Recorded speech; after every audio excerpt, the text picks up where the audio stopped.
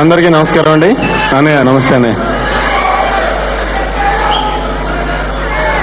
నేను ఫస్ట్ బంగారు కోడిపెట్ట సాంగ్ వింటాం మొదలెట్టిన తర్వాత వరుసగా సంవత్సరాల పాటు ఆ సాంగ్తోనే ప్రోగ్రాంలు సరిపోయాయండి. నాకు రోడ్డు కనపడితే ఎక్కించి మన స్టేజ్ ఆ సాంగ్ పెట్టుకుని క్రిష్ గారు చూసినట్టే అదృష్టవశాత్తు నేను కూడా ఈ సినిమాలో యాక్ట్ చేసే అదృష్టం నాకు దక్కింది కాబట్టి నేను కూడా బంగారు కోడిపెట్ట సాంగ్లో బిట్టు చూడగలిగానండి.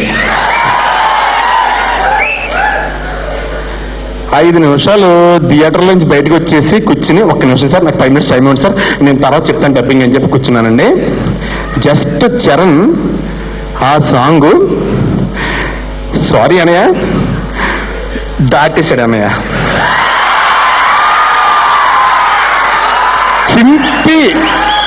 చింపి ఎగరేస్తే పీసులు కనపడలా.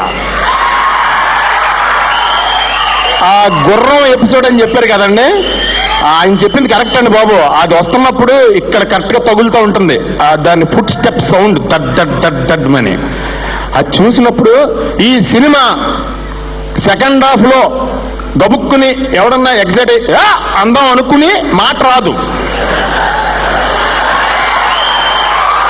అని ఉండిపోతారండి. నేను చరణ్ చాలా కామ్గా బాగున్నారండి, ఏం చేస్తున్నారా, బాగున్నారా అంటుంటే చాలా కూల్ ఏమో అనుకున్నానండి.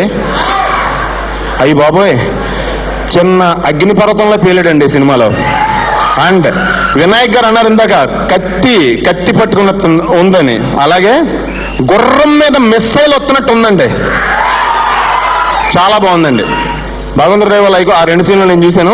ఎప్పుడు రిలీజ్ అవుతుందా, ఎప్పుడు చూద్దామనే ఆతృత్వం మీ అందరిలాగా నేను ఉన్నానండి. ఈ లోపు ఏం చూడలేండి, ఒకేసారి సినిమా చూస్తాను. థ్యాంక్ యూ అండి, ఆల్ ది బెస్ట్.